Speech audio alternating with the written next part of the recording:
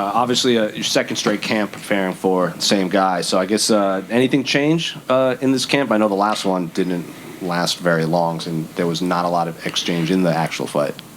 No, actually, this was probably like my actual camp. My last fight I was bedridden for like 5 weeks, so I still soldiered on and made it to the fight. So it's kind of a blessing in disguise, I guess. Were you able to adjust anything in the actual preparation in camp? No, with all this extra time, did you come up with a different game plan than last time before fighting Austen Lane? No, I think I was going well considering like what happened. Man's 6'4", 100, and I'm short. I got into his face that early, so I don't think I did too much wrong.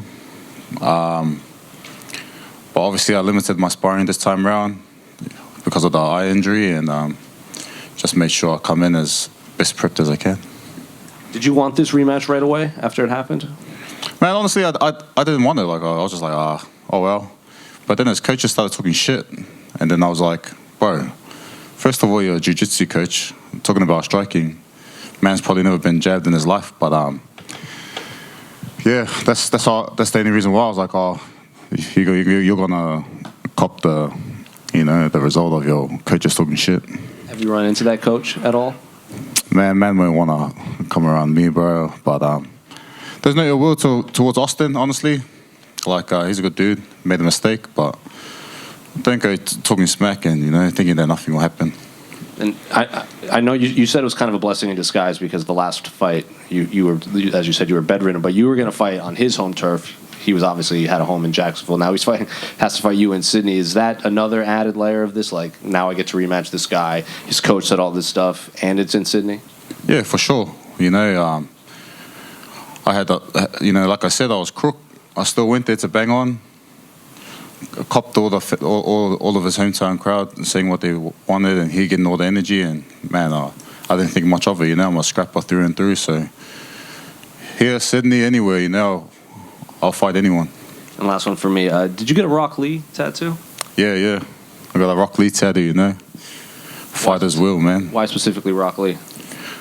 Rock Lee wasn't gifted with all the talents, and I feel like I'm the same. I'm all heart, all grind, and that's why I made it here. Cheers, brother. Hey, Justin. Good to see you again, brother. You spent a good part of your camp over training at CKB. How was that experience for you and your brother? Yeah, it was all good. Just something different, We were down a few men because our camp's not really big, anyways. Our team's really small. So if a couple of them get injured, man, there's only like me and my brother and one other guy, and that guy just has to cop all the punches, kind of thing. So we went to CKB and obviously got to upskill at the same time. It was very good to be a part of the. Because obviously there's a lot of fighters here that are fighting, so we're kind of all aligned with the camps, and it was good. Good energies there, a lot of good talent, a lot of good skill, and a lot of hard work. And how was clearing your brother over in Singapore 2 weeks ago against an opponent that you'd already fought? Yeah, it was good, man.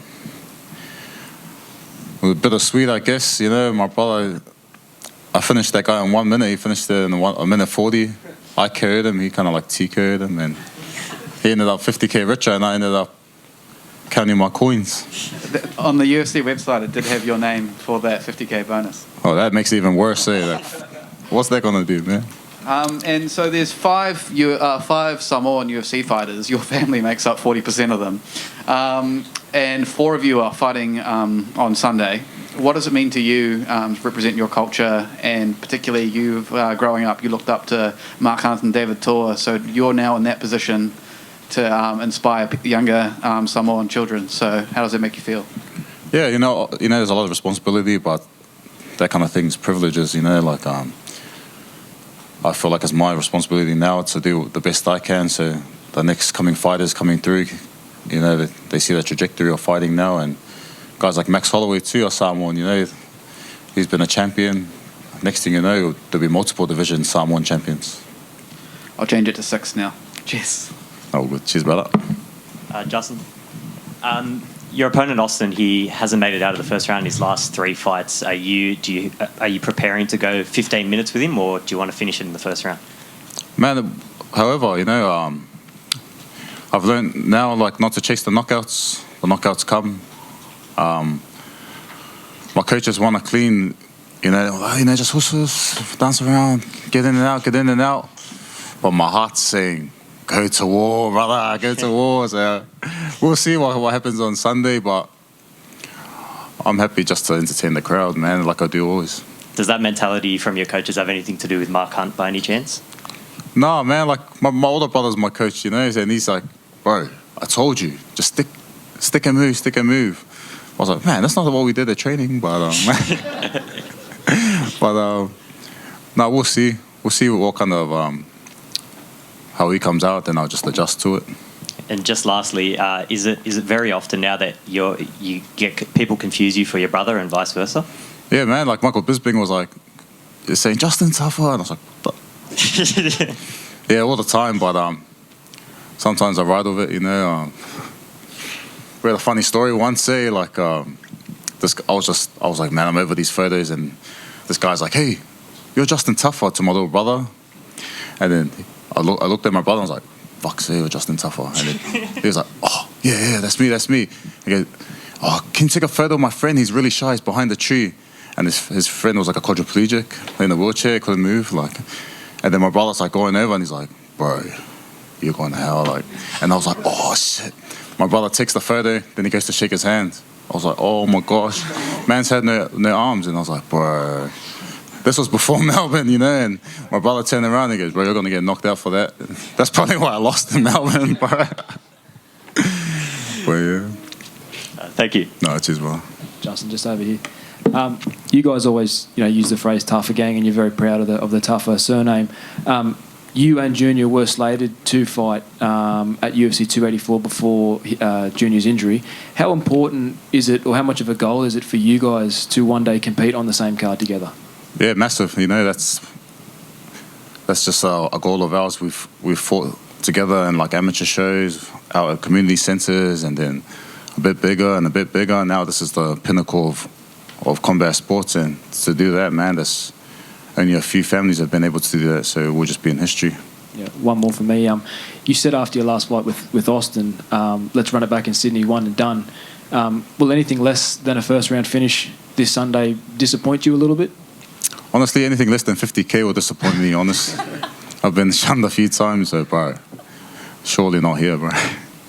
Cheers. Thanks, Justin. Just down the front here. So, like you said, your 50k is kind of the goal at the moment. Where do you look in the future now? What happens after this fight? Man, God willing, I put on a good performance, finish this guy, or get a decision or whatever. I really want to start knocking on that top 15 door. I really want to put my stamp on where I stand in the heavyweight division.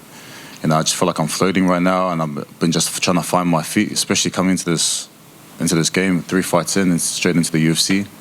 So I really think I can make some moves and make some waves. There's a lot of heavyweight names that are getting tossed around. I think I deserve to be up there. And just what's sort of your prediction on the main event? I think Izzy's going to win by KO, to be honest. We did a few weeks there, a few sparring sessions, and man, his striking and his cardio and his mentality is just on another level, man. And that Sean Strickland's style is real cool in there, but Izzy on another level. Thank you. All right, cheers, bro. Justin, just over here. In the UFC, we've seen a lot of famous sibling pairings, the Shevchenko sisters, the Diaz brothers, the Lozon brothers. Do you think you and your brother can really make a legacy as the Australian sibling duo in MMA today? Yeah, for sure. That's the goal. We don't really care like who we're representing or whatnot. We're just trying to rep our last name and produce knockouts. That's what my grandpa always wanted. Set up good knockouts and get the family roaring and put our name into history. But definitely one of them. Justin, just a question, brother. Why are you laughing for, brother? This is Don't serious. stutter, bro. Say it with your chest. Sheesh. Firstly, don't disrespect my bakeries like that ever again. But I have a question. If and a hypothetical one, with the Olympics coming up next year and repping your where you're from and your country, you've got roots in New Zealand, you've got Samoan roots, one's here as well. what would you rep in order? What would be the first, second, and third that you'd be like, this is where I'm going? Man, whoever gives me the most funding. Nah. Well, it's not New Zealand, I'll tell you that much. No, man, I'll always represent Samoa first. You know, we're a minority in this world. Man, there's only like a couple 100,000 people, so why not try to put them on the map? You've seen what they did with rugby league and Tour Samoa, man, parades everywhere. That's a goal of mine, to have parades there while we're knocking heads. And then New Zealand and then Australia. There we go. You heard it here, everybody. He said Australia's last. Just going to put that out there. Hey, Justin. You shared the post about the Batuta advocate nicknaming this the ultimate fussy compilation. Yep. Who would you say, and you've trained with most of the Samoan guys that are on this card, who would you say fussy's the hardest? Honestly, I think Carlos too. Man, he's for a pretty boy, man, he hits pretty hard. So, yeah, I'll say Carlos. Sure.